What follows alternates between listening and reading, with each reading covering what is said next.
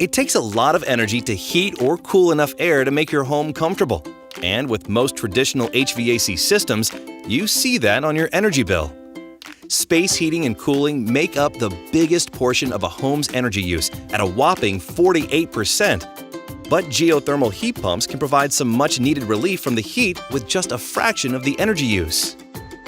Geothermal heat pumps use the constant mild temperature a few feet below the Earth's surface to transfer heat into or out of the air that heats or cools your home.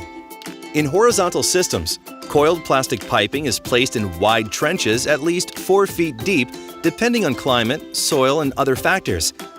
Vertical piping costs more money because it requires digging much deeper, but both systems work on the same basic principles.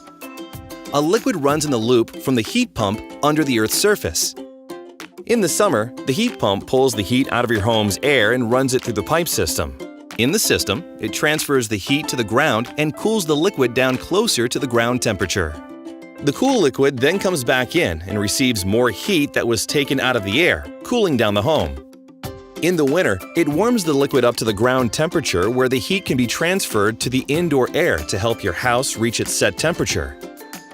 Geothermal heat pumps are up to 72% more efficient than standard air conditioners and 44% more efficient than standard heat pumps.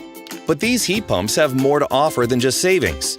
They also improve indoor humidity, keeping it at a near constant 50%. They're quieter with no noisy condensing units. And they tend to have a long service life, often with underground piping warranties lasting 25 to 50 years. The initial cost is certainly higher. But next time you hear that old AC cranking away and you think about how high your energy bill is going to be, think about how cool it might be to have a geothermal heat pump in your home.